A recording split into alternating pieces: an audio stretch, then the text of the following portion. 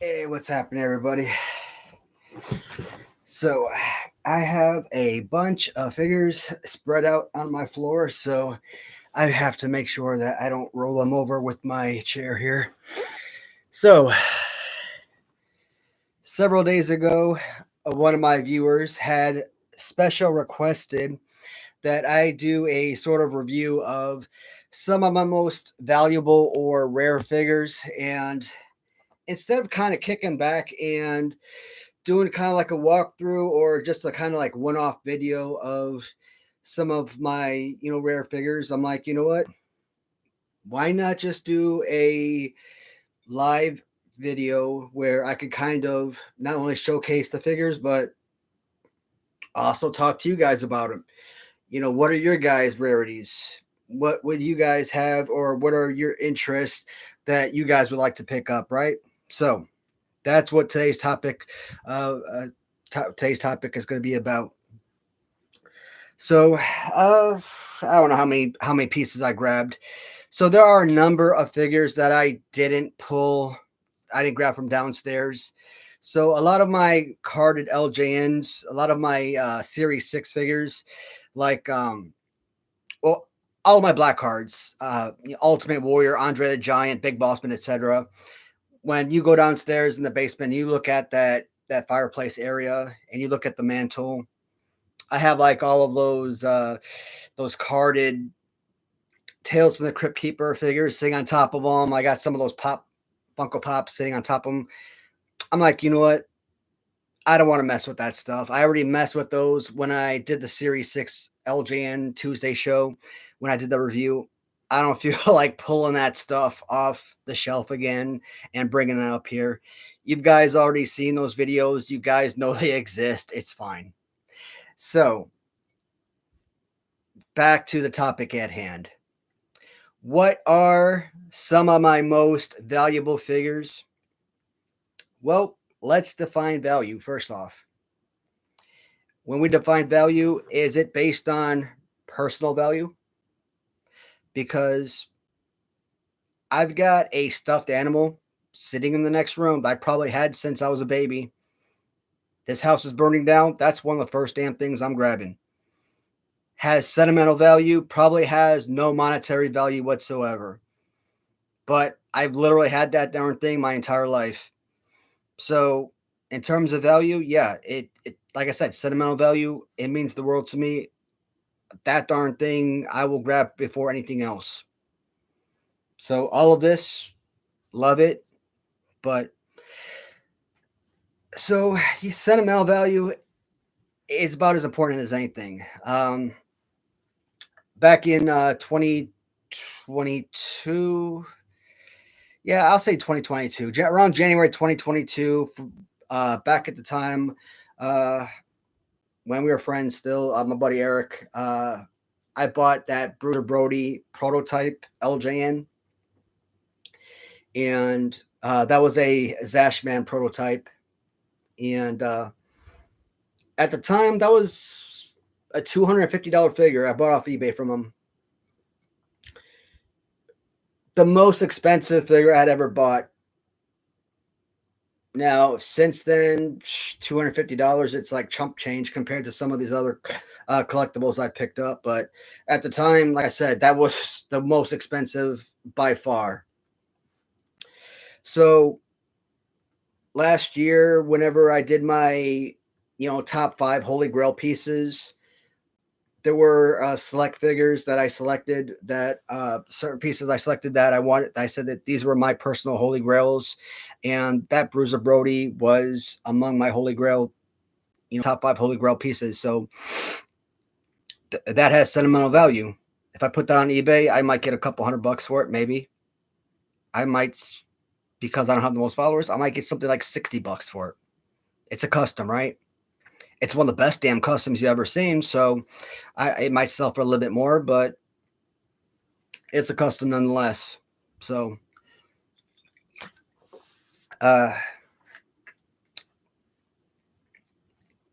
sentimental value, that's one thing.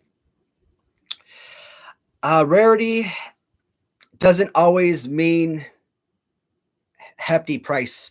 hefty asking price. Just because something is rare,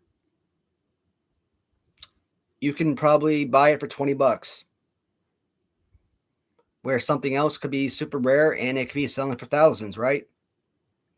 So rare can sometimes mean crazy expensive, but not always. Uh, let's take a look at something that I value that might not be the most expensive item in the world, but this is not exactly one of the most coveted toy lines in the world, but it's something that's probably one of my most favorite pieces of the collection.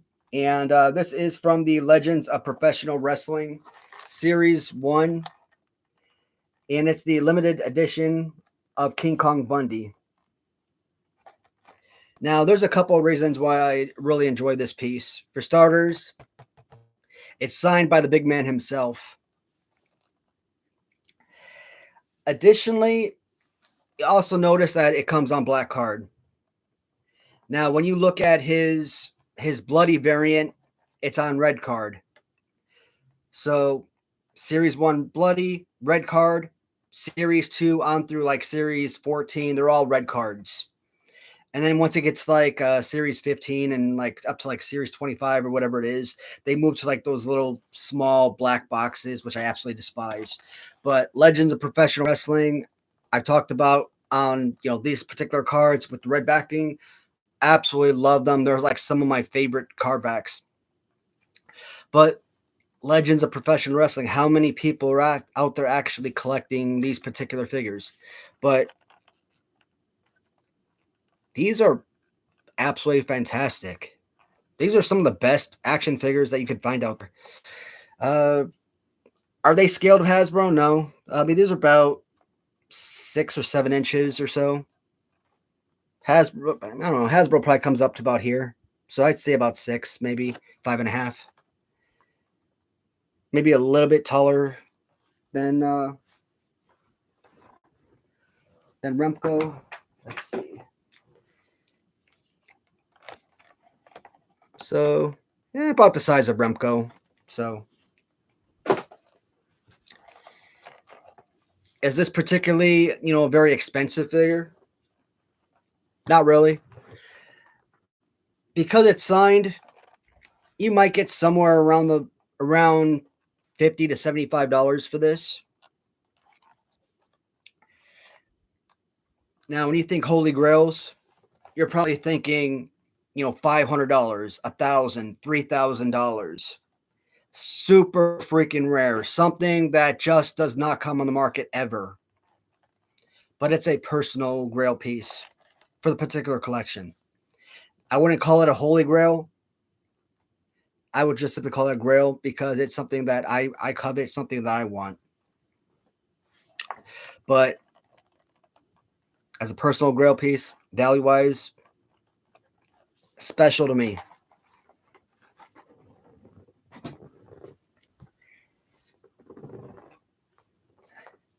You know what? Because we've already looked at Bundy, let's stick with Bundy. Last week during the Tuesday show, we took a look at the thumb wrestlers, right? And I've said it before. Thumb wrestlers in general, in my opinion, are about $1 or $2 figures. These little cheap 4-inch pieces of rubber, these should not be like your crazy expensive, valuable things. I mean, back in the 80s, like I said, these were like these 2-packs new on card were like $2 items. Today, that's basically what they should be worth, about $1 or $2. But an authentic, original King Kong Bundy, you're not finding this figure. You can find customizers out there, and they're basically creating them out of resin. But you want to find yourself a real rubber figure, you're going to pay up for them. Luckily, I found a friend who basically has everything you could possibly imagine, and because he lives up in I think Massachusetts, And everyone that's up in that, Massachusetts and Maine area, you know, up in the area where wrestling is very proficient, New Jersey, New York, etc., upper, Northeast, right? They have all the good stuff. Maryland, so shoot, Rhode Island. No, I think he's in Rhode Island. I think that's where he is. I think he's in Rhode Island. But he reached out to me, let me know that he had it. I'm like, heck yeah. This, I think I paid 3 and a quarter for this. Super crazy expensive. Was I happy to come out of pocket that amount of money for a darn thumb wrestler? Would I do it again? Of course. He completed a collection. You're talking about one of the most rare pieces of wrestling history. So this right here literally is an actual Holy Grail piece. So having King Kong Bundy among the 1987 thumb wrestlers, LJN, necessity for part of the collection. And we also looked at Jake Roberts. Now, Jake Roberts is much easier to find. You will see Jake Roberts come up on auction from time to time. Not every day, not every week, not even every month. Actually, I haven't seen a Jake Roberts thumb wrestler come up on auction in quite a while, but there was a period where he was coming up, from time to time on a consistent basis. But still, this was a figure that you would normally see go for $200+, 205, 210, 215, what have you. But around $200 was a very consistent price tag. And if you could get them for around 180, 190 bucks, basically anything below 200, count your blessings. Another rare piece. It's funny if you think about it. 325, 350 for King Bundy, about $200 for Jake Roberts. It's like, man, you have to like be all like super enthusiastic because you got this for $100 less than King Kong Bundy, or 125, 150 less than King Kong Bundy. Like, over the moon happy. Like, why? Yeah, you paid $100 less, but like, you're happy that you paid $200 for a thumb wrestler? Really? But again, rare. If you go back and look at all of the thumb wrestler tag teams, who was it? Was it Paul Orndorff? No, I think it was Ricky Steamboat. I think it was like, was it? I don't remember, man. But I'm pretty sure it was Ricky Steamboat versus Bundy and Ricky Steamboat versus Jake Roberts. Or maybe it was Ricky Steamboat versus Roberts and Paul Orndorff versus Bundy. I have it written down on a sheet of paper. During my Tuesday show, I mentioned that the tag teams that came on the two tag team set, but off the top of my head, I don't remember. But they only came. Jake Roberts only got one set. Bundy only got one set. So, I mean, that alone made them very rare. I mean, all the other guys like Hillbilly Jim and Stud and Sheik, Hogan, right? Piper. I mean, these guys got like all of these different releases, multiple packages. These, Roberts and Bundy, they only got one set. About a year and a half, 2 years ago, I don't remember how long ago, but all these dates kind of bleed in together. I was talking about bidding on the Series 1 original San Francisco Jimmy Hart action figure. And the Series 1 Jimmy Hart. Now, original Jimmy Hart is not necessarily is not a rare figure. But there is one variant of Jimmy Hart that is crazy freaking rare. And if you come across that Jimmy Hart, you've got yourself a gold mine. So there was a dark skinned Jimmy Hart variant mint uncard that I was bidding on. And, I was high bidder for a while. A few days passed. I finally lost high bidder status. I bid it up, lost the high bidder status again. I really didn't understand the the true value of a dark skinned Jimmy Hart MOC. I thought it'd probably go like $400. I never thought I would see it go to $500. Down to the last day or two, that darn sucker jumped to like $600. I'm like, I'm out. There's just no way. Last day, I think last hour or so, last few minutes, I'm like, you know what? I think I put in some like ludicrous number. I've told this story before. I put in some ludicrous number. What did I bid? Like $1,115. Now, mind you, I did not want to pay no $1,100. If I won it for $1,100, I'm like, I would have needed to figure out how the hell I could have shimmied my way out of that damn deal because, my God, $1,100 for a freaking original San Francisco, I couldn't do it. I would have had to, but I wouldn't want to. My God, I figured, someone with my mindset would have probably done the same thing. Maybe it would have gone like $700, 800 if somebody was like really crazy desperate. If they really wanted to, they would have probably thrown in like $900 bid. But I felt like $1,100 was right on money. It would have guaranteed I would have come in with a price that would have guaranteed me victory.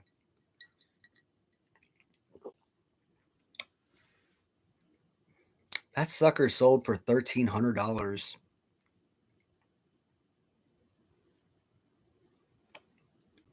How the hell does Jimmy Hart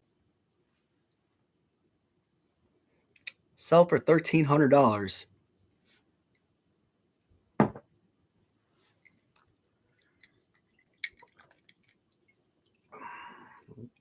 Oh, damn. I made my own drink today, and oh, doggy. I am going to get screwed up. Wow. I did not hold back. Wow. I need a minute. Whew.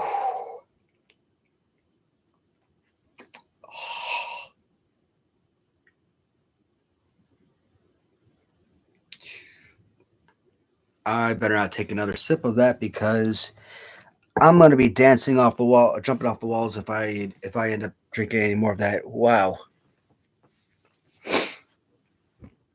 So, I lost out on Jimmy Hart. Holy Grail piece, right? I lost out on that Holy Grail piece. So, what could I do to make up for it? I had the funds available. I was going to spend $1,100 on Jimmy Hart, so if I was going to spend $1,100, what was I going to do with that money? I decided to reallocate the funds to Blue Trunks Ric Flair, another Series 1 release. Now, the one thing you'll realize about original San Francisco toy makers, they really had a select number of superstars signed because in all of their series, man, they just have the exact same characters, right? And they release them over and over and over and over and over and over and over and over and over and over again. And over and over and over and over and over again. And if you think I'm exaggerating, my God, look at the freaking line. I want to punch myself in the head at how many times they over release the exact same freaking characters. Oh, original San Francisco, they don't stop there. You think that they just released them on single card? Oh no. They got to take those exact same figure, same pose, release them all the same time on single card with different colors, and then re-release them again. Same figures, same pose, different colors, multiple times with tag teams. But I still classify original San Francisco as my number three favorite toy line, though. I never knew about this toy line. I never knew about this stuff until I started being a collector a few years ago, right? So, um, hey, what's up, Kirk? You know, I didn't bring up any of my Hasbro's, man. I was going to talk about the Hasbro shortly, but since you brought it up, bud, I looked up and down the wall of the Hasbro's, and I'll get back into this in a moment. But since you mentioned it, so there are a few Hasbro's that warrant being on this Holy Grail list. You know, Series 11 figures, no doubt. Brutus Beefcake, Undertaker, and Bret Hart from Series 8. The Series 3 Brutus Beefcake. Dusty Rhodes, of course. Issue with my current figures that I have MOC, though. My Dusty Rhodes that I bought, it wasn't 100% perfect, right? I can't remember if I bought it with a separated bubble or if it was partially separated. But when you look at it, I think I had to tape it down or something. So if I were to put that thing up for auction, I'd probably get like $500 for it, which is basically half, what I paid for it. So based on what I paid for it, yes, 100%, it's a Holy Grail piece based on what I paid for it, based on cost. But based on acquisition, based on what I paid, that makes it a Holy Grail. Based on what other people are charging for that figure, $2,000, $3,000, $5,000 on eBay, absolutely. But my current figure, because it's not in the most pristine condition, and I just simply would not get the same value in return, that's the reason I didn't bring it up here to showcase it. Undertaker and Bret Hart from Series 8, especially the Bret Hart because he is signed. They're still about $500 figures. Brutus Beefcake, he's not the most perfect, pristine figure, but he's still about a $400 to $600 figure. So Hasbro does have a lot of high dollar value figures, but I think that Brutus Beefcake might be an Italian card, so that limits some of the value on it. And then we look at my Series 11 cards. I think Series 11 Yokozuna is the only one that's 100% original. Now, the rest of the Series 11 that I have is all of the cards and bubbles are original, but the figures inside the cards are custom figures. Now, my loose figures, those are all original, but my carded figures, the cards and bubbles original, but the figures inside the card and bubble are custom. So again, for that purpose, that's why I don't classify those as being Holy Grail pieces. Otherwise, like 1-2-3 Kid, that's like a $1,200 to $2,500 figure, right? Even on a low end, I think I see some people selling it for like $700, but if those were all original straight across the board due to the cost of those items, yeah, absolutely. Uh, your signed red card, Brett, is probably one of your most expensive items worth resale. Brett's worth more signed. Look it up. App. Uh, where did I get my Brett? I think I might have got my Brett. I don't think I got him locally. I think I won him on auction. I think he may have come from a seller overseas, probably from like Italy or something. And a lot of people they're afraid to buy from overseas sellers. And I'm like, to me, I prefer to buy from overseas sellers. Yeah, you pay more money for shipping, but I don't mind, waiting an extra 2 or 3 weeks to get my package. And if it saves me money on the purchase price, like that figure probably would have gone for $600 or $700 locally.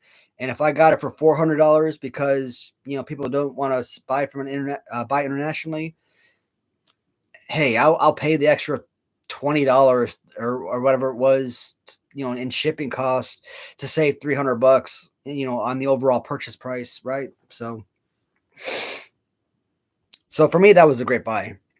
Um, Locally, like I said, that card was always selling for $500 plus, and I think I got it for like around 400 and change, and it was signed. So yeah, that to me is a Grail piece.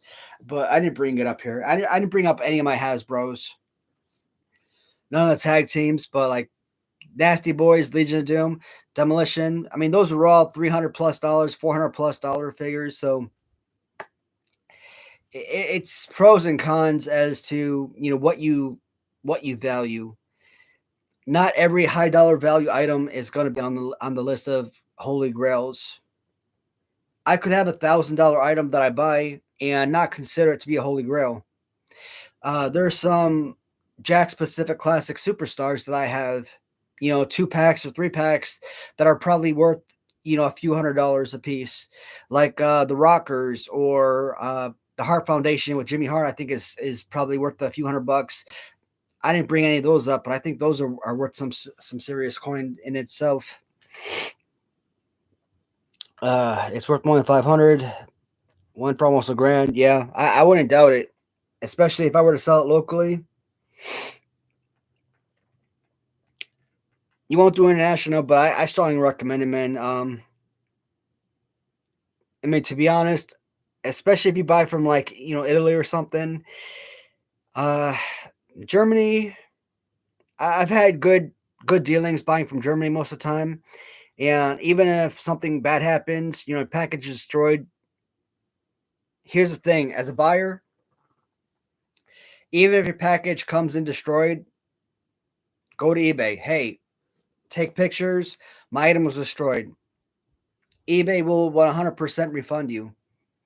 You file for a return because it's international. They're not going to have you send it back internationally, so you can still keep the item and be 100% refunded. So even if the card is destroyed, hey, you still got the figure inside, right? So that's always something to think about. And if everything goes by perfectly and your card arrives in perfect condition, no harm, no foul, right? But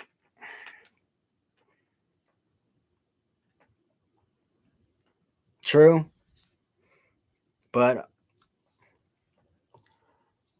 I don't want my stuff damaged either. The whole point of buying something is to get it to be 100% in mint condition, and that breaks my heart, especially ever since I started collecting, to see something come in destroyed.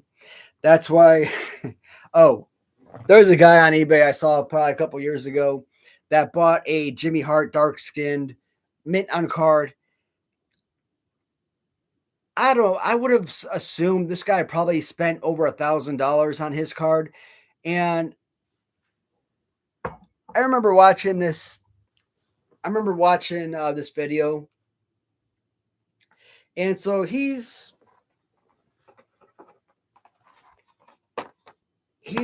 holding the bubble, right, and he sits there. He just grabs the bubble, squeezes it down, and just rips the bubble right off. I'm like,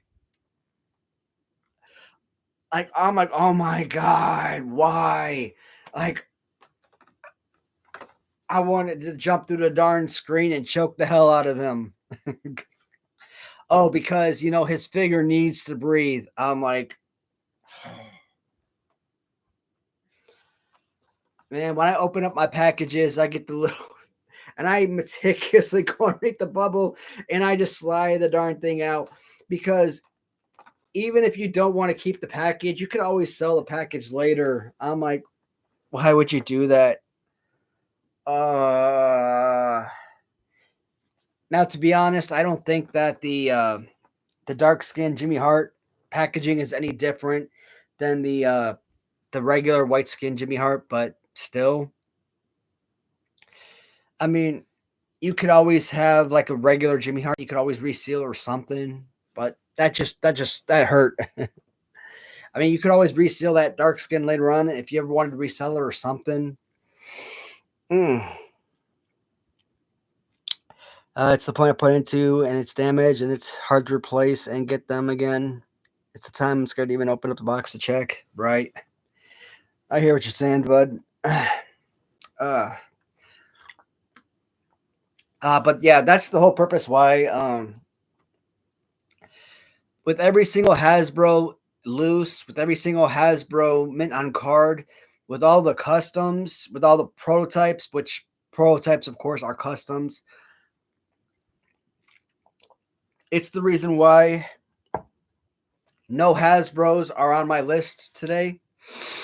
Now, if I had like the original prototype of Mega Maniac Brutus Beefcake, that, or the original prototype of Greg Valentine Rhythm and Blues, yes, that most definitely would have sat on this list.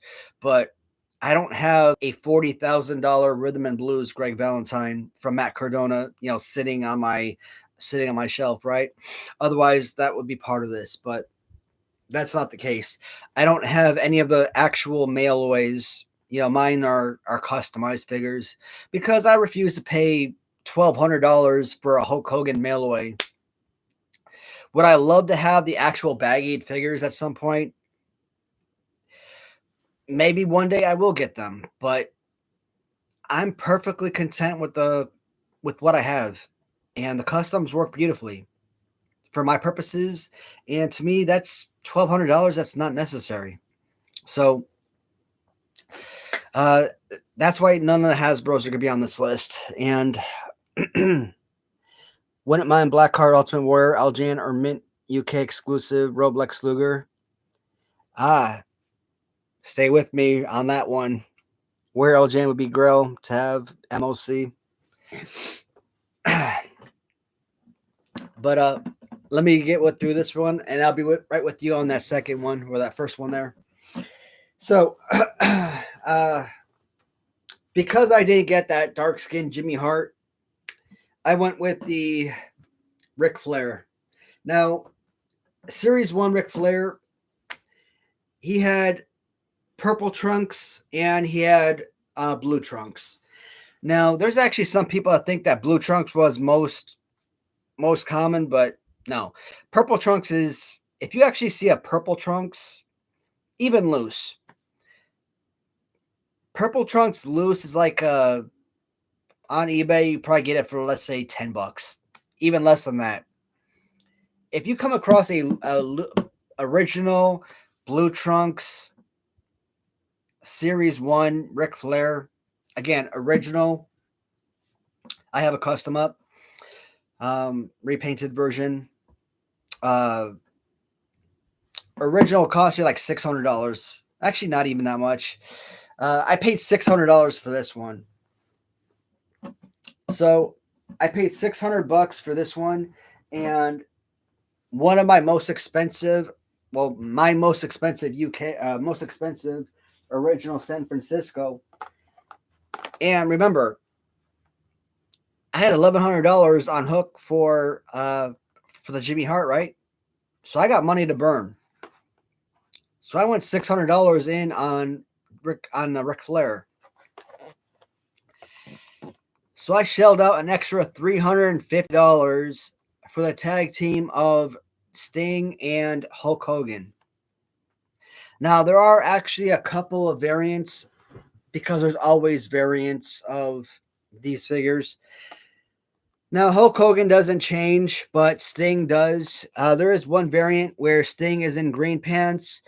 That variant is probably like, I don't know, maybe $150 or so, maybe even less than that. But if you come across the black pants variant, this one is crazy valuable. So green pants, worth some dough, but not as much. Black pants, definitely worth a lot of money. Uh, I think the green pants, I don't remember if that was purple card or black card. I think that was black card. I could be wrong. If it was purple card, it was series 2. But the black pants variant is definitely worth a lot more money. And so this to me is another holy grail. To me, these are my two holy grails from original San Francisco because they are the two most expensive figures. I could have also thrown Harlem Heat on this list. The red tights or even the blue tights of Harlem Heat would be technically holy grails from the original San Francisco line because they come in purple, they come in black, they come in navy blue, and they come in red. The blue and the red are rare and they're expensive. The black is very common, and purple is not as expensive as the other two, but still pretty hefty in price. The one thing I don't like about original San Francisco, the back of the cards, they never change. They're always the same regardless of series. But this was definitely a grail piece for this particular line. Mm. Yeah, man. Depending on space, if you have it, I don't know if you're looking into MOCs or if you just want the loose figures, but I mean, they're pretty fun line, man. I mean, they're like kind of like they're not as big as the LJNs. They're 7 inches, but they're a nice complement. They're a nice mix between the Galoob and LJNs.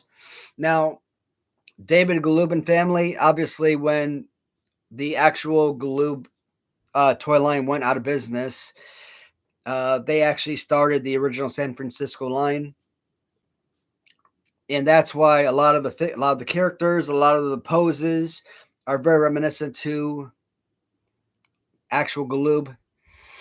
And bonuses or not, I don't know.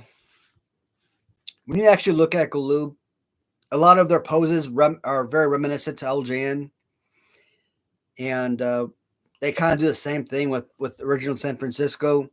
You know, stationary figures, non-movable parts, good and bad. And it's kind of one of the reasons why I like the figures, but I'm a Hasbro fan. I'll always be a Hasbro fan. I like the arms that I don't care about the legs moving. Legs can always be stationary. As long as the arms do this, I'm good. Today at a yard sale, I found a signed Bruce Beefcake Panini card. I'm not sure what Panini card is. Greg Valentine signed card and Jimmy Hart signed card as well. Oh, that sounds pretty badass. Tag team set on card, and I was going to buy them for like $75. Oh, sweet. Yeah, man. Hey, you should have got those green Nasty Boys. Now the black Nasty Boys, you can get them anytime. I mean, those are pretty common, but green or orange Nasty Boys, I mean, those are much more valuable in comparison. So, hey, even if you don't want them for yourself, sell them on eBay if they're in good condition. I mean, that's gonna fetch you some money, north of $30. So depending on how much they're selling for. Now, if they're going for like $30 or more, then then you would have to pass. But if they're going for like $10, then there's money to be made. So as a reseller, you gotta look at the specifics. If they're selling for $20, then you basically would have to sell them for $40, and I just don't think there's enough on the back end, because again, if you sell them for 30 after eBay fees, you're only making like $2 on it, and that's just not worth it. But oh, WCW Galoob. So you guys know I'm almost complete with the WCW Galoob Mint on Card collection, and over the years, there's probably two different types. There's two figures in particular that stand out to me. So Big Josh is one of those figures over the years that I've seen sell for like $3,000, or at least listed for $3,000. Now, when I bought my Big Josh, I didn't pay that much. So I thought about putting Big Josh in this list because his rarity and price tag made him seem like a holy grail piece. Dustin Rhodes is another one from the Galoob line. I've actually owned, I've owned at least two of them, maybe even three. I'm going to say two. But for this particular video, I didn't want to make I didn't choose either Dustin Rhodes or Big Josh. Even though I've seen both of them listed on eBay for $3,000 plus in the past. For this particular video, I've only chosen one WCW Galoob figure. It wasn't Big Josh.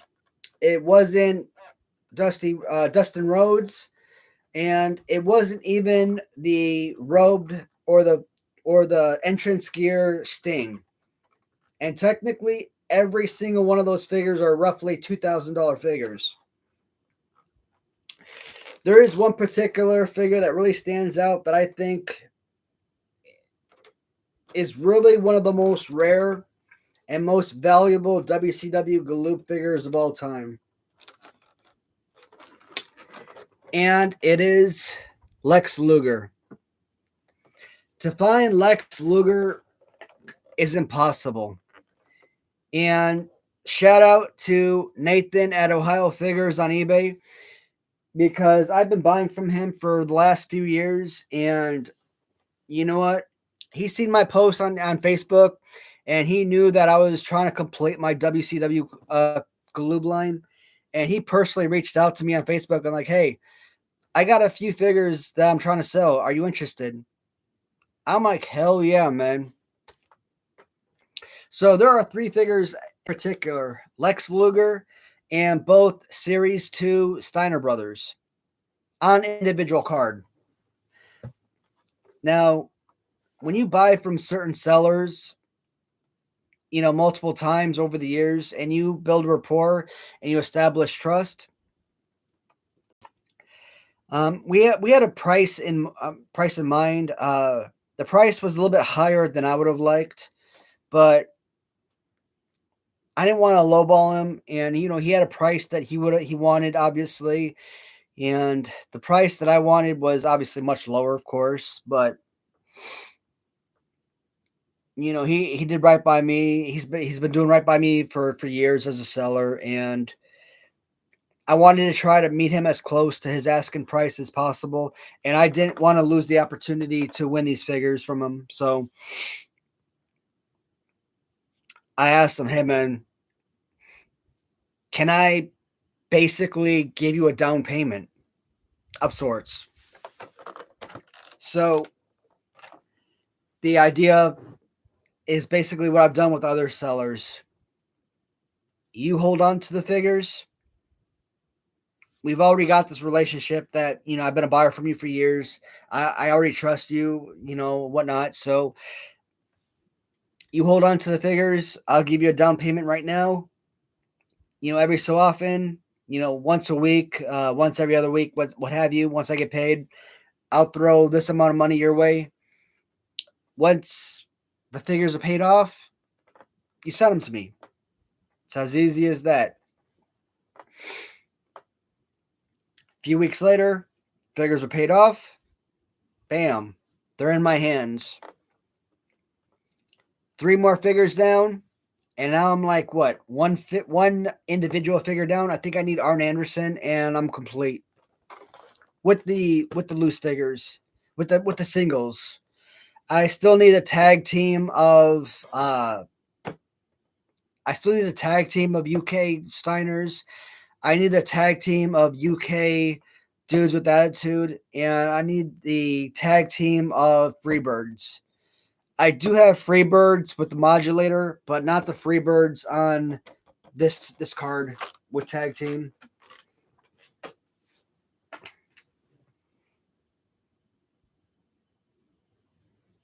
Hey, what's going on, Trent?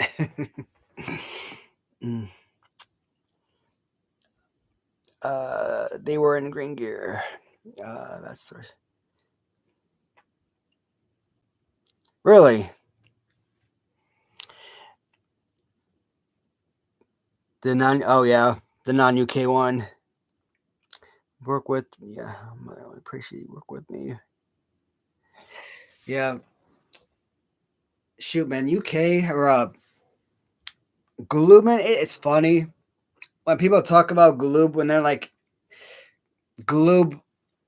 Whenever we got to Toys R Us, we got the Galoob figures with our Hasbros. I'm like, where were you guys going to get your Galoobs from at Toys R Us? Like I've talked about this so many times in my videos. To me, Galoob was always on the wrong side of the tracks. To me, Hasbro was always Beverly Hills, and Galoob was always like Marshall Mathers, 8 Mile, man. Hasbro was always found at Toys R Us, and Galoob figures were always at the dollar store. That's where we got our Galoob figures. That's where we got like our makeshift bootleg thumb wrestlers and our bootleg Remco style figures. The figures that I thought were Remco growing up, but they weren't Remco. They were that I now know as Sun Gold. But oh man, I didn't like Galoob. I don't like the Hasbros. Hasbros were really hard to find.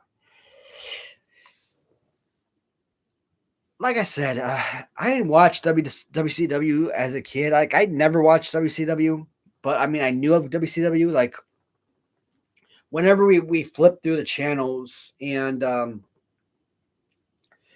like whenever we flip through the channels and like we go to like TNT, whatever, like clockwork, there's always certain wrestlers that were on when you flip the channels.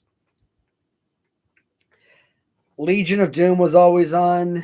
Nasty Boys were always in. Ric Flair was always in. Vader, Sting. I think I said Steiners. That to me, those were always your usual subject. Your usual subjects that were in the ring. That was it. I don't really remember anybody else. Like when you talk about like Brian Pillman, like I always knew Brian Pillman, not from wrestling, not from watching him as a kid, but I always knew who Brian Pillman was because I had his Galoob figure as a kid. So at some point in life, we had to have read off the WCW Galoob. We had to have read off the actual box, right? Because if we didn't watch him as a kid, we had to have read this. Because we always called him Brian Pillman when we played with his Bengals wrestling figure. Now, even though I don't like the figures that are like so, right? Or like so. I don't like the whole hands up. I love that figure. Like the Brian Pillman, that's to me is still one of my favorite Galoob figures. So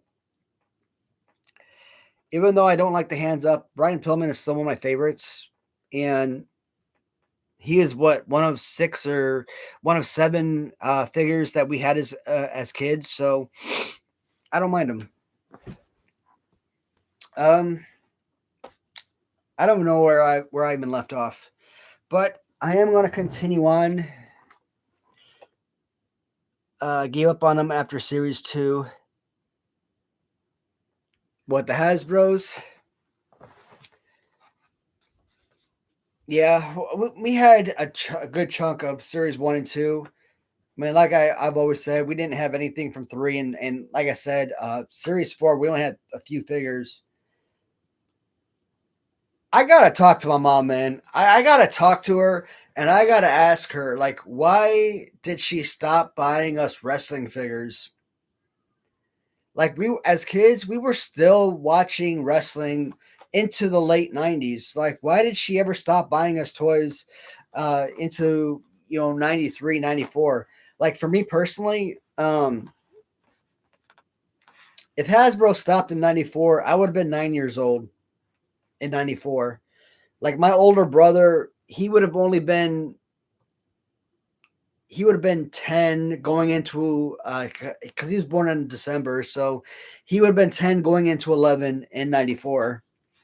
So my younger brother would have been like 8 going into 11. No, my younger brother would have been, he would have been 5 going into 6 because he was born in July. So yeah, he would have been, let's say, 6 years old in 94.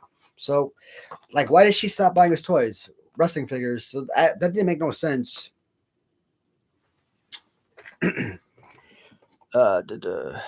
I get up on the Hasbro's after series 2. I couldn't find them in stores. I found series 3 Texas Tornado, a dollar store here called Good Stuff cheap, but that was it. Which Hulk of the Hasbro lines was your favorite? I still say series 3 is my favorite.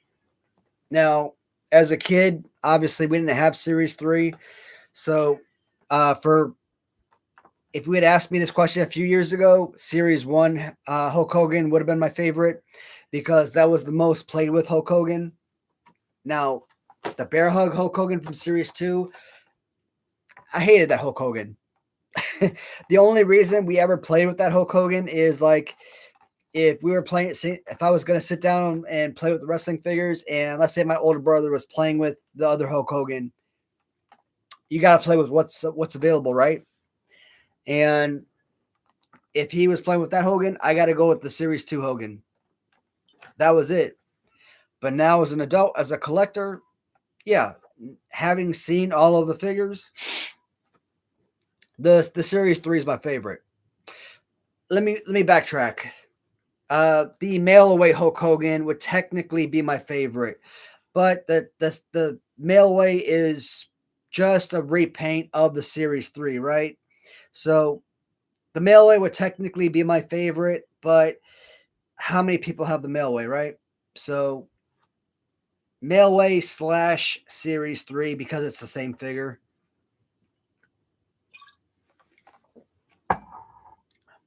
But yeah.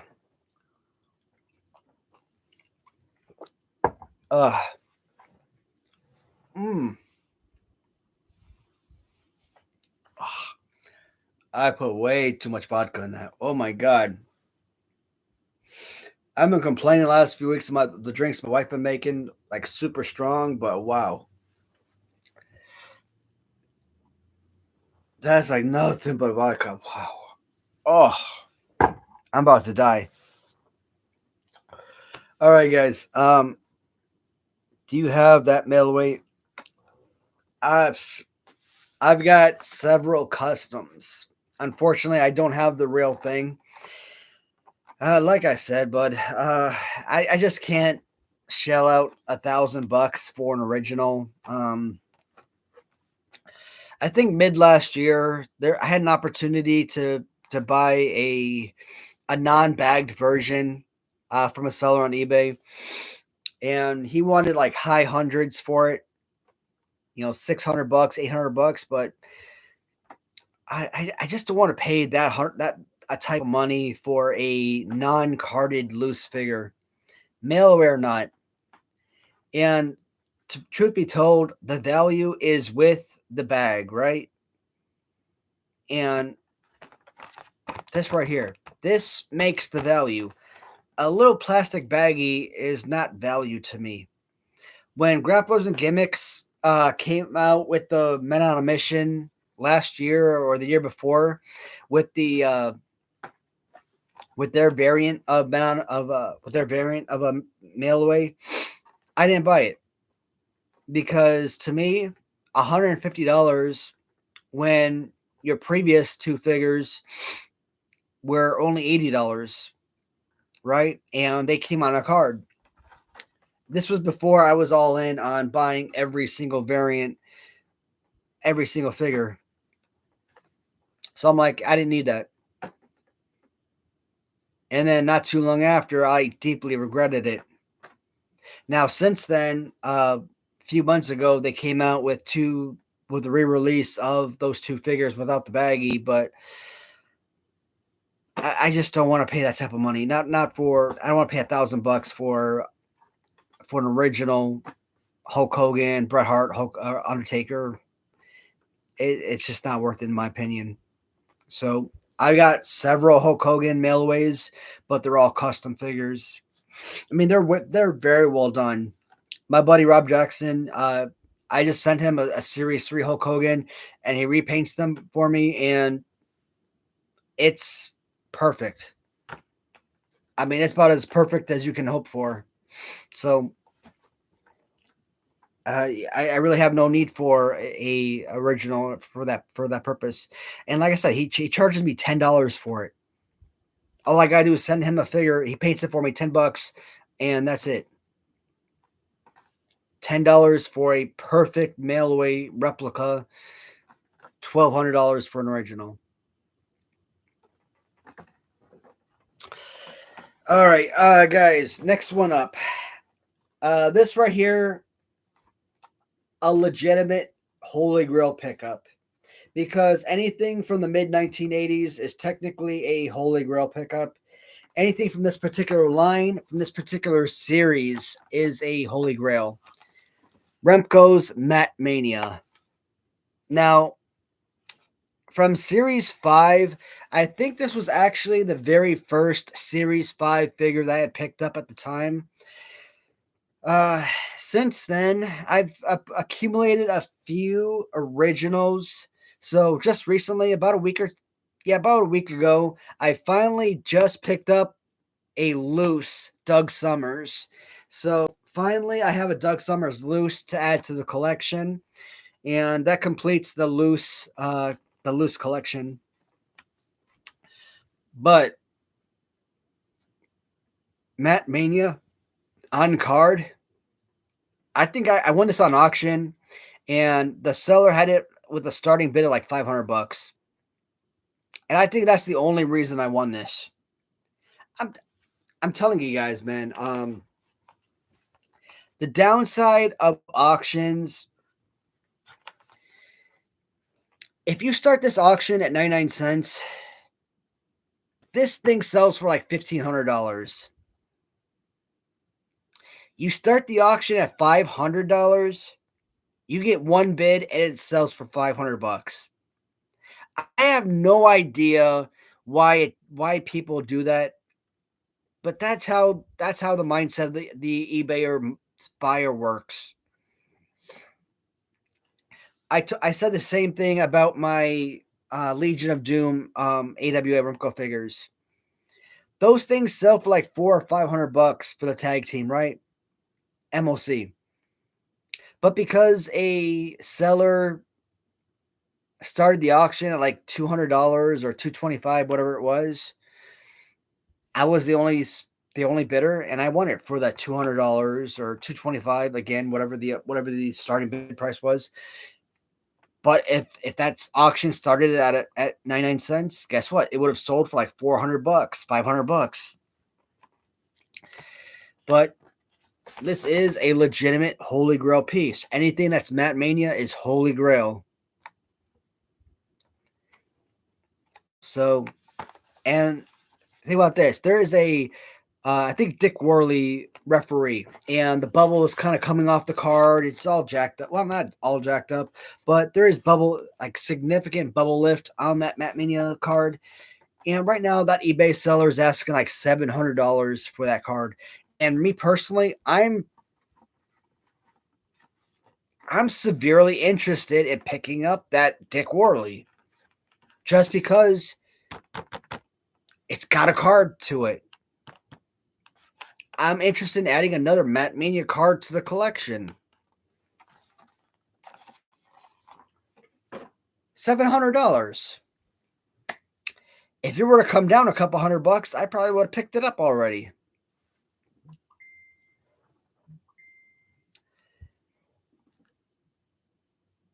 Friggin' Kirk, you have no idea, bud.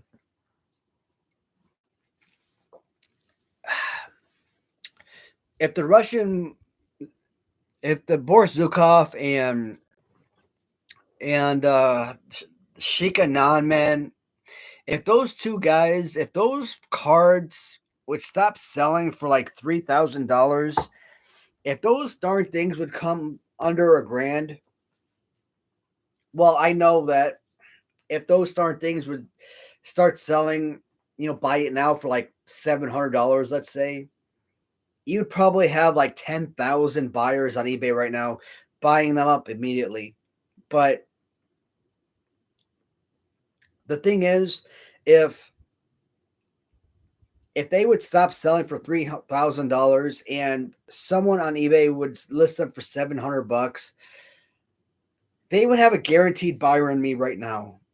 I would love to add those to my collection right now. My Remco collection is nearly complete. The loose collection is complete. Yes, a few of my Series 5 Matt Mania figures are customs. The Sheik, the Russian, etc. I mean, those two, the Barbarian, those three figures are customs. I'm not paying $1,000 for three Remco figures, $1,000 a piece. I'm not doing it. Stupid. On eBay right now, you there's a Barbarian without accessories, just a loose individual figure. They want like $500, $700. I'm like, no, get the hell out of here. That's insane. There's there's an awesome seller on eBay. I bought from him a few times. Friend on Facebook, and he posts messages whenever he's selling his Remco figures. Leo has some awesome Remco figures, and he's posted some. He's posted his. I think he has duplicates of. I think what was it? Was it the Russian? I think it was I think it was Russian Boris Zukov a couple times, and that darn thing's gone for like $1,000 each time. And I'm like, I can't do it, man. That's crazy money.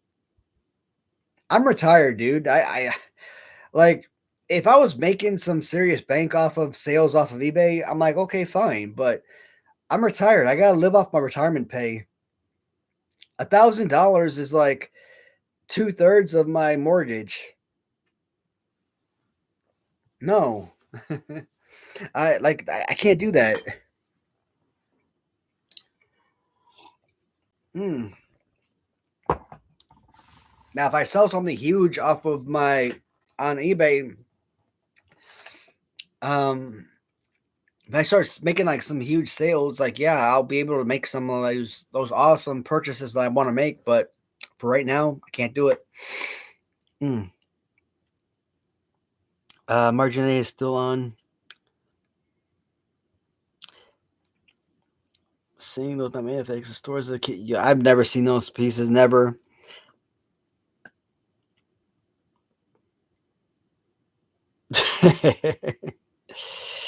Hey, good night, bud. All right. Still, hey man, we're over an hour in, guys. I'm probably gonna dig in another hour, another half hour, 45 minutes, because I still got another ton. I got a ton of figures left to show you guys. I love the story behind this, man, because it makes me happy. Kind of show you some guys that kind of bite the hands that feed them, so to speak. Uh, this one is a fun one to talk about. The high flyers. So there is a buy or seller on eBay, Darth Giant, right? And I absolutely love doing business with this guy. Sarcasm. So Darth Giant. Why do I bring him up? I have never bought from him before. Well, he's got a lot of really awesome pieces that in the past I would have loved to have bought from him. But whenever I have, looked at some of the stuff that he has to offer, and I've made offers or I've inquired about stuff from him, like I give him like this long-winded, questionnaires or something. Took my time to give this long, message, whatever, and I get these one-word responses. I absolutely love that. I'm like, I just wasted my freaking time, reaching out to you with this heartfelt response and everything, and you give me this one word goddamn response. I'm like, that, you know what? Customer service goes a long way, bud. But he had the freaking high flyers for like $600. Okay, and I put an offer. Probably, I don't know what it was.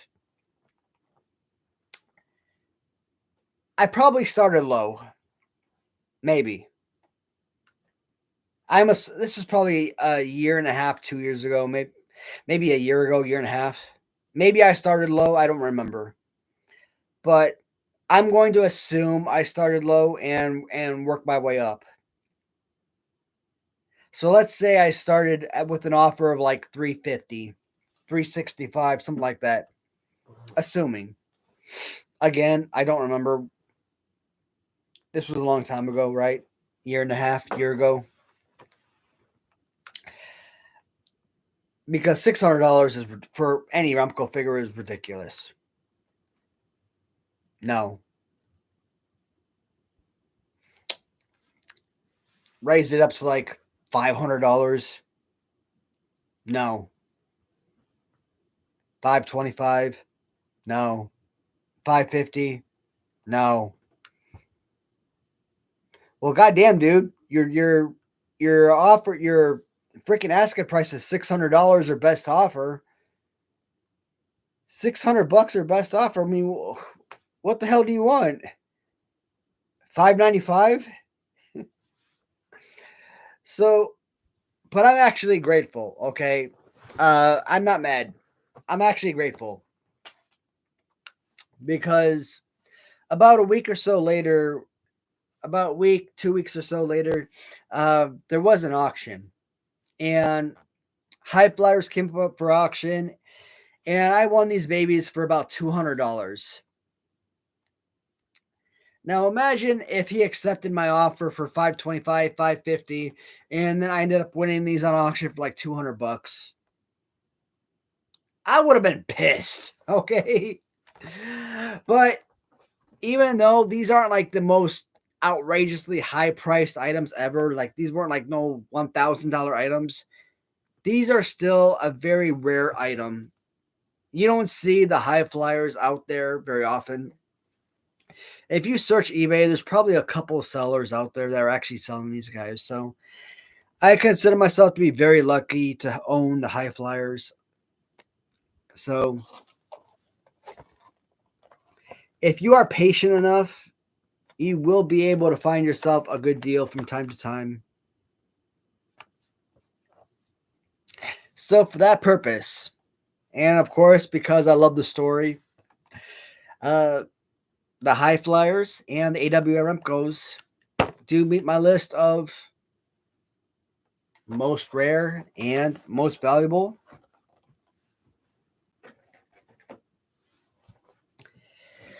And among my Holy Grail pieces.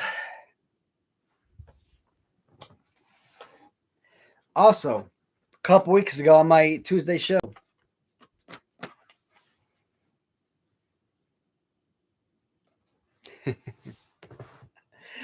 we also worked on the LJNs for the bendies. And I talked about a couple different figures. So for the single individual figures, there were a couple ones that kind of really stood out. I talked about Luabano, which an individual card, for whatever reason, that figure was so difficult for me to find. But that one, as difficult as it was to find that one individually, I could not classify that as a Holy Grail pickup. Even Macho Man. Macho Man, individually, as an individual pickup, I simply cannot even classify that as a Holy Grail pickup. It probably is, because that one is not an easy find whatsoever. Among the WF LJN Wrestling Superstars 4-inch bendies, Macho Man probably is a Holy Grail pickup, but for the sake of this video, no. There's only one I selected, and that is Brutus Beefcake. The card may not be the most perfect in the world, but that is irrelevant because just getting this guy carded in of itself is pretty spectacular. And that's what's up. So,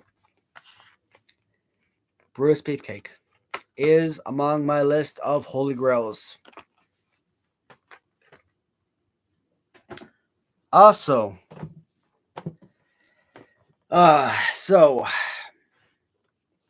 LJN Wrestling Superstars 8 inches. There's only 3 figures. 3 individual figures that I need right now to complete the Mint on Card collection.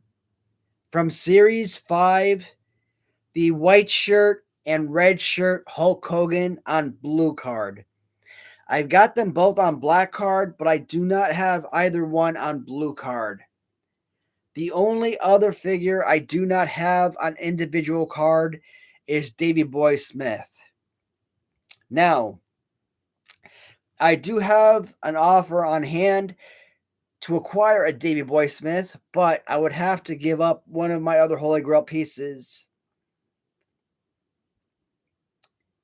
A friend on Facebook has inquired about trading some of my Holy Grail pieces in order to acquire that Davey Boy Smith. A couple of my pieces that I'm going to show you in this video would have to be depleted from my collection in order to acquire it. And I'm not ready to do that in order to acquire a Davey Boy. I'd rather do a 1-for-1, cash for cash for product transaction than a trade. But this one right here, I may not have Davey Boy, but I do have Dynamite. Okay. And Dynamite Kid on single card.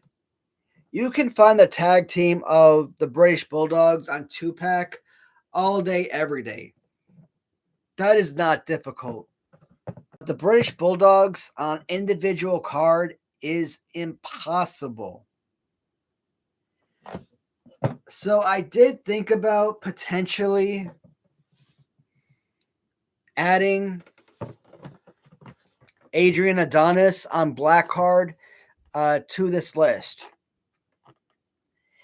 Recently, when I was doing the Series 6 black, here's the thing.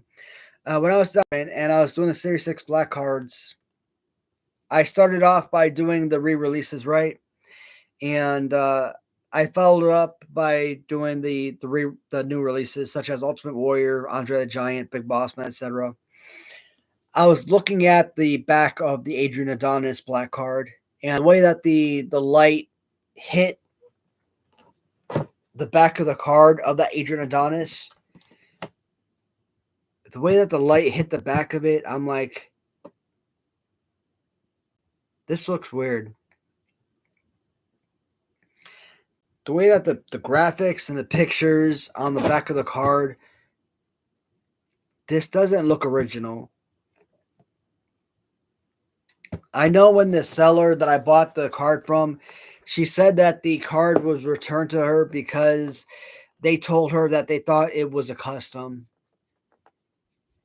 And when I received it, I looked it over and I'm like, this looks original to me. I mean, there's nothing that stands out to me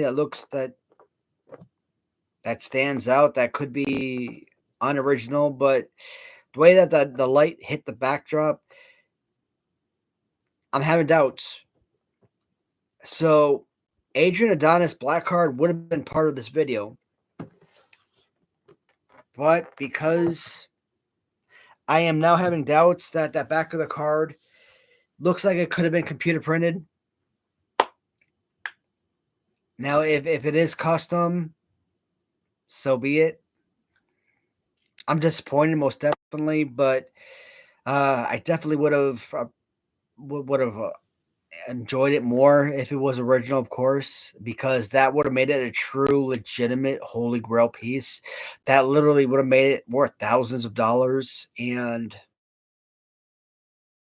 basically worth maybe a few hundred at most. So, that hurts.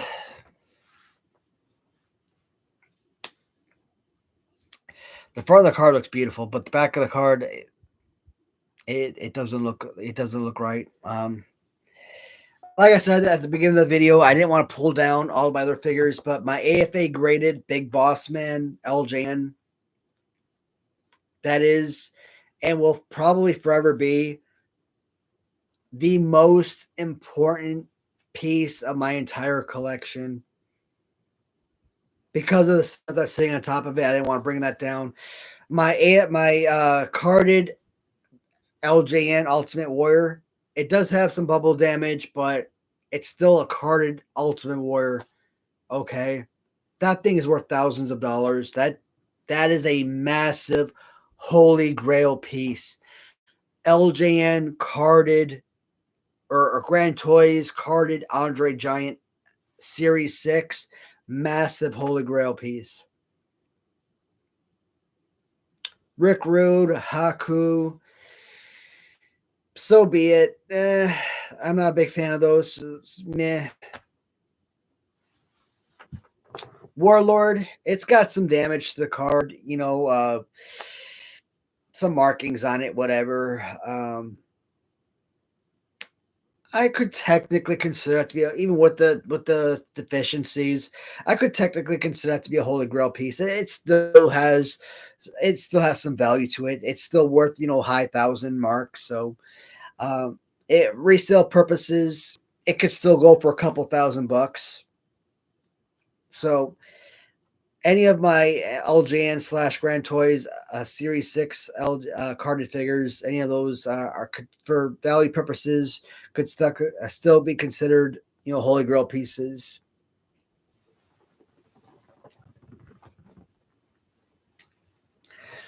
Bootlegs. There are some bootleg figures out there that hold a lot of value. And there's a company called Ebony. They produced 4 particular figures, a couple of Demolition figures, a Hulk Hogan figure, and an Ultimate Warrior figure that holds specific value. Now, from that seller, Leo, that I talked about, Facebook friend, I bought this one. I mean, this one was, I won this one a little bit over $150 on auction. So it's a bootleg.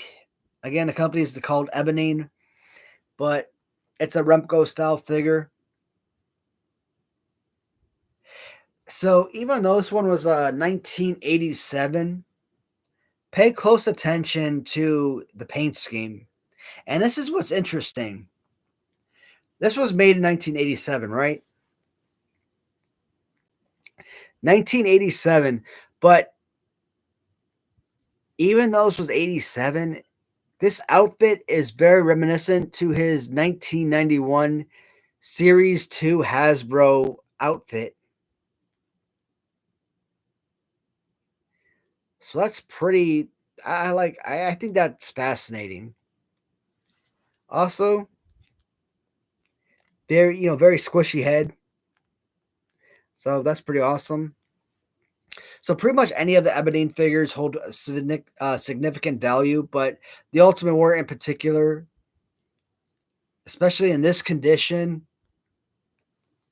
definitely one of the most rare and most valuable pieces.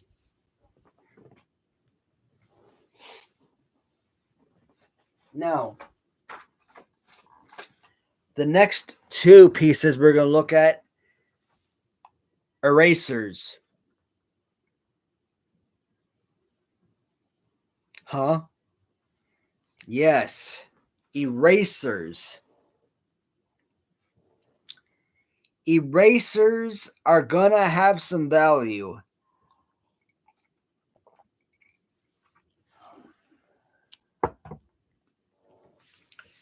Now, this first one, even loose, is about a $400 figure.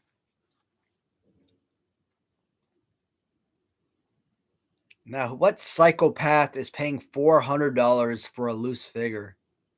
For a loose eraser? This stupid ass right here. I got issues. Sorry. Wendy Rittger. Wendy Rittger from Winston Toys Erasers. Now, if you were a kid and you had these erasers, you're probably sitting down at your desk and probably wrestling these figures. These are pretty spectacular. And of course, they come from the actual Hulk Hogan's Rock and Roll Wrestling cartoon. So the graphics are actually pretty impressive, right? And if you get this on card, you might get it for around $400, maybe as high as $600. But this is one of the most expensive erasers you will ever find. Not even just erasers, man. One of the most expensive figures, one of the most rare pieces, man. You look at the back of this card. Carded, Chic is about $100 to $150. Let's say about $100. Snuka about $150. Again, let's say about $100. Hulk Hogan about 150. Let's say 100. Junkyard Dog, let's say $300, $350 maybe. Let's say between $250 and $350. So let's say around $300. Let's say Wendy Rittger is about $400. So Wendy Rittger, about a $400 piece. So how expensive is the last one standing? Roddy Piper. Roddy Piper as a loose piece. Loose is about $600 to $800. Loose. If you can find an actual carded Roddy Piper, you're probably looking at around $1,000 to $1,200 for a carded Roddy Piper.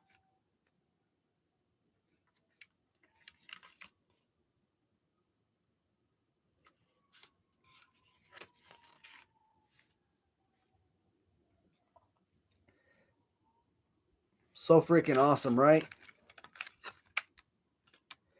One downside is this bubble's kind of yellowed.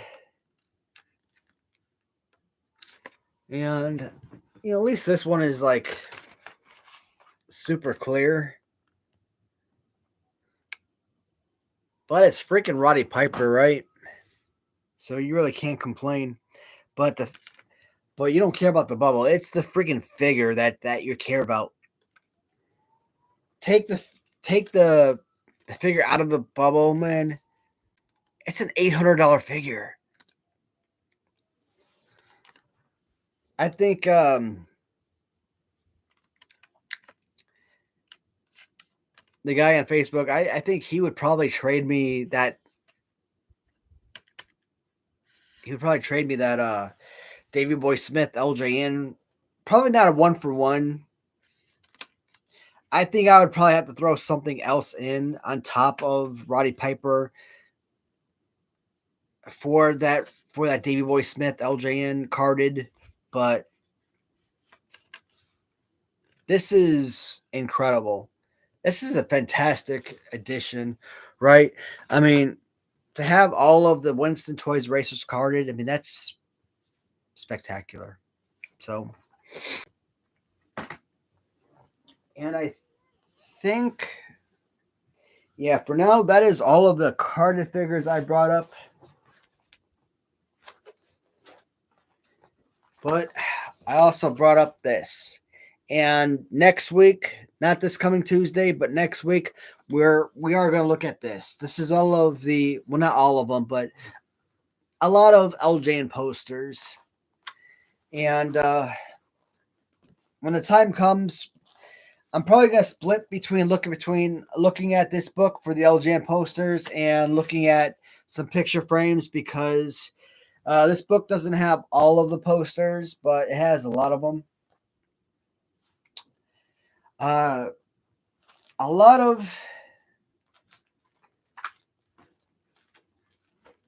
some of the posters are valuable. For example,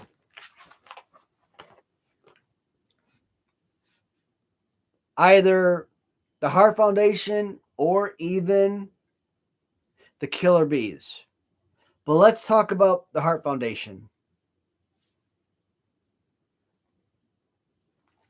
The Heart Foundation themselves are probably like a $500 poster. Yes. This little cheap piece of paper is a $500 piece of paper. Now, did I pay $500 for that poster? Luckily, with this booklet, all of the posters I want in here. Now, downside, all of the posters that you see hanging up in my room, in the basement, and everything I have picture framed, I pretty much won all of those individually and off of eBay. Went on Amazon, bought the picture frames, hung them all up, right? Hired a handyman, he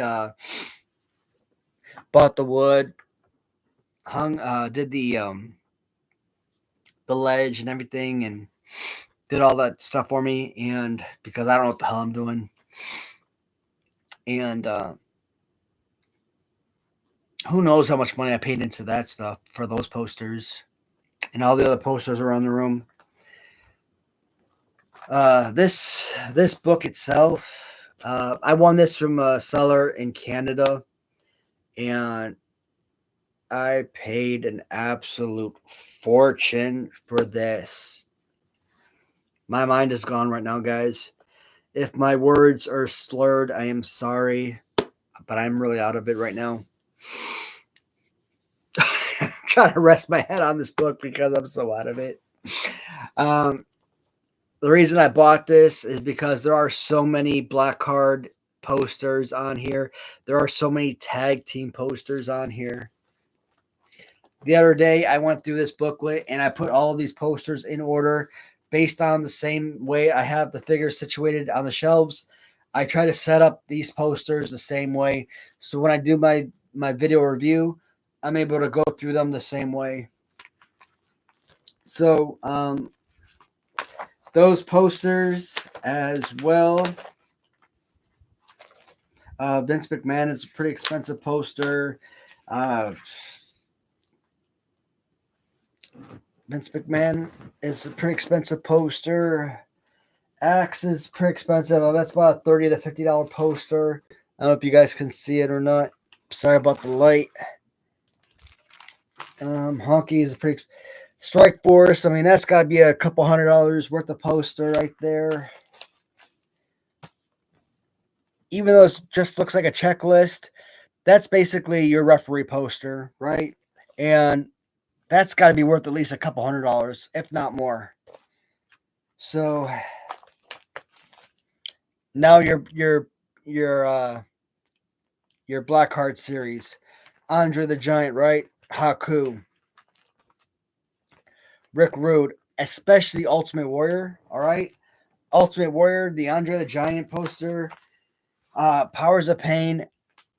Those got to be multiple hundreds of dollars per poster. So when I talk about Holy Grails, even the posters have significant value. Just recently, I have been going through. I've been doing all these video game reviews, right? And doing like these little video game playthroughs. And one last video games I did was the King of the Ring for Nintendo.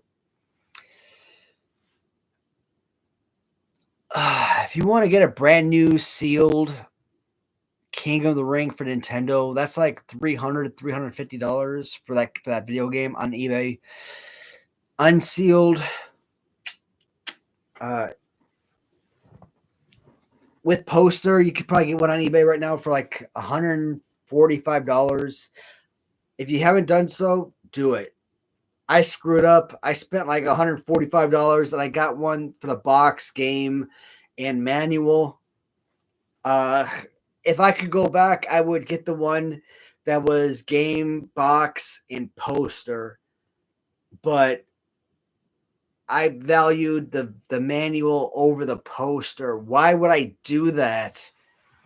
That I could have had another poster hanging up right over here.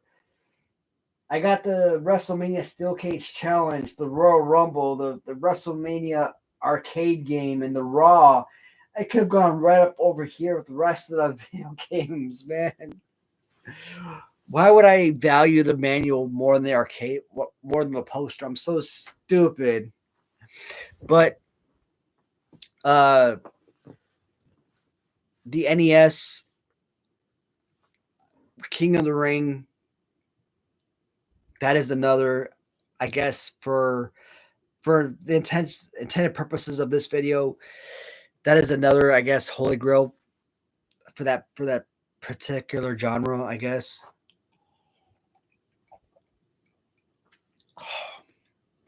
Oh,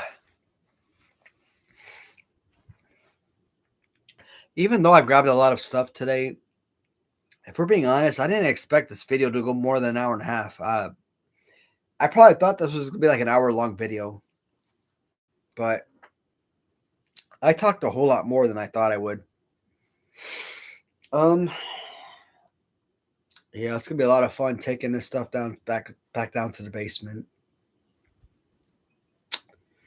I love these Saturday live streams, though.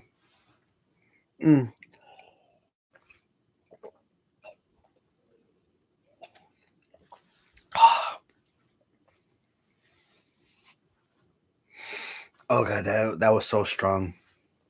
But I'm gonna take the stuff down back tomorrow because, oh god, that was so much. Hey, what's going on, Corey? No worries, buddy.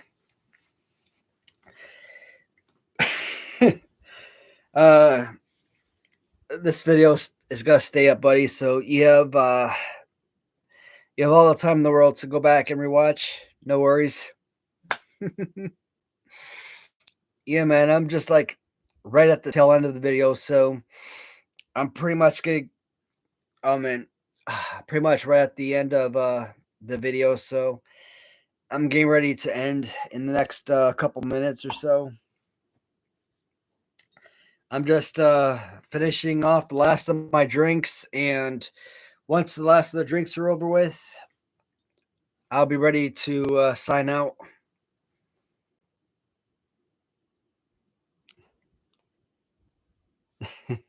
Sounds good, buddy. Yeah, I'm just gonna polish off the last of this, and I should be done. Yeah, I didn't expect this to go to an hour and 40 minutes almost. So yeah, my mind is heavy. So mm. oh, here's a recommendation, guys. This White Tide. Do not buy Aldi beer. I grew up on Aldi, okay? Um the neighborhood I grew up in Chicago, what was the major streets? Western and Devon, I think, were the major intersections in Chicago that I grew up on. Western and Devon. So there was an Aldi on Western and Devon. It was like our primary grocery store. So I Aldi was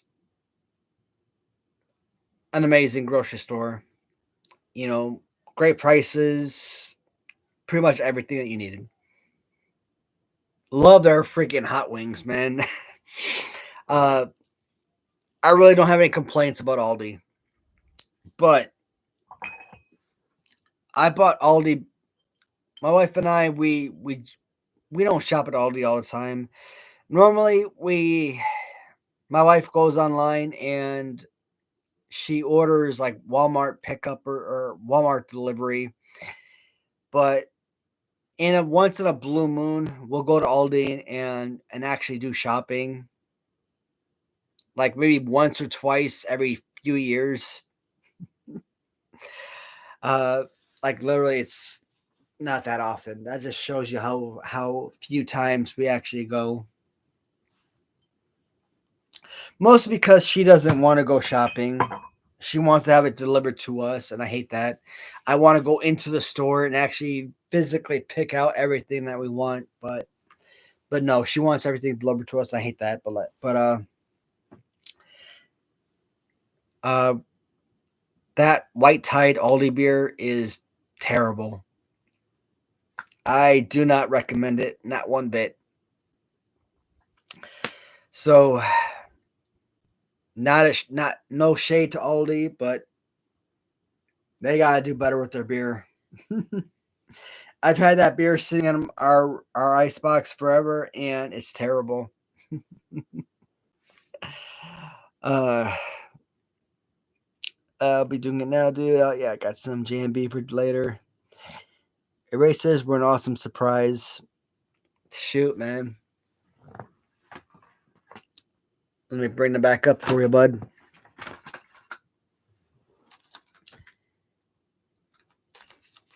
Oh, this one right here, man. Was it 2023 or 2022? Shoot, I'm trying to think. Man, my brain is killing me right now.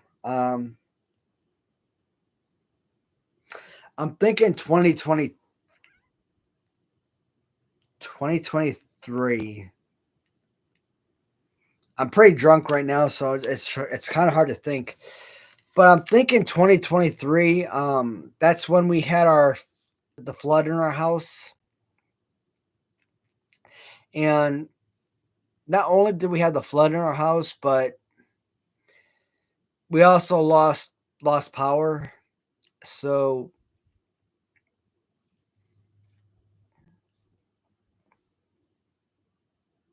I'm trying to think back when we had. If you guys go back in my video archives and look at when I did my last LJN review videos, when I did all the LJN series by series reviews, right?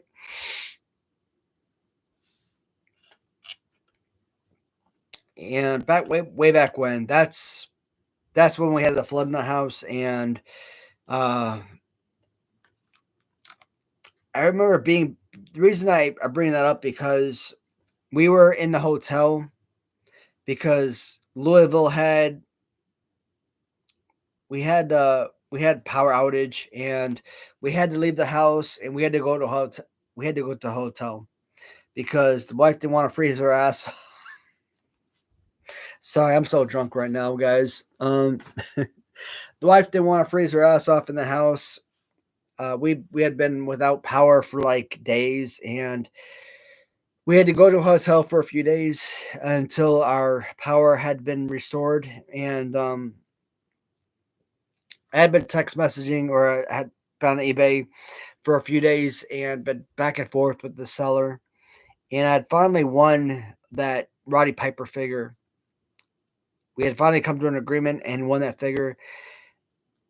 That was such a huge pickup for me. And like I said, getting that Wendy Ricker and getting that Roddy Piper, and later on I had to go back and I had to win like a actual bubble and card so I could actually card that Roddy Piper. So I had to do those. I had to do two separate orders for Roddy Piper so I could card them. And now I kind of like talking to this to one of the Facebook friends who was like, "Hey, I want to trade Davy Boy Smith, MOC, LJN for Roddy Piper, Winston Toys." And I'm pretty sure he wants other stuff as well because, like I said, I don't think it's going to be a fair trade off.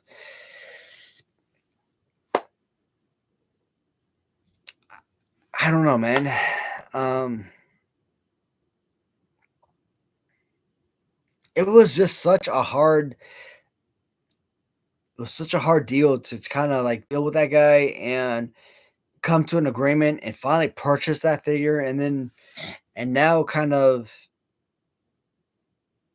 think about like, hey, I really want this Davy Boy. The Davy Boy to me, in all honesty, is more important to me than the eraser. But the eraser completes the collection. I'd rather say that, hey, I have the complete eraser collection, where if I add Davy Boy, I'm still missing the Hogans.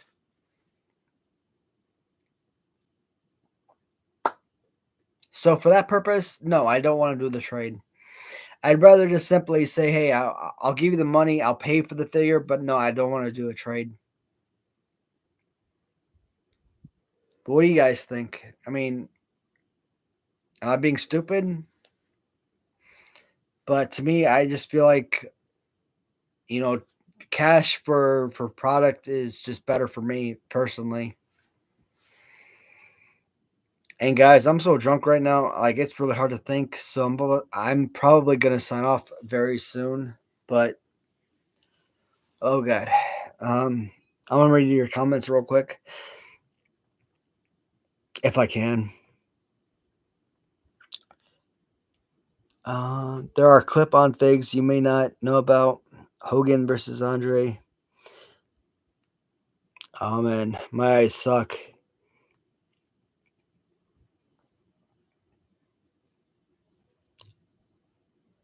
And even cooler is Hogan inflatable butt bag. And the zipper figs, Hogan stud, Fair Super Zero, super clip.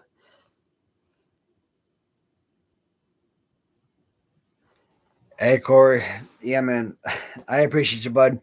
I'm really out of it right now, bud. So I'm pretty much gonna end this video right here, guys.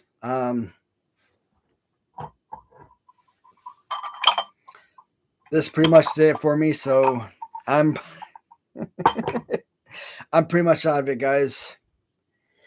But thanks for yet another fun Saturday live stream. But I will see you guys next week, as always.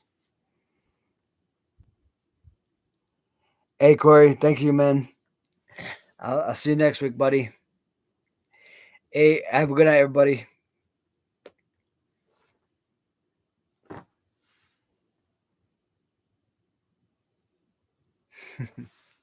Hey, thanks, bud. Take care, everybody.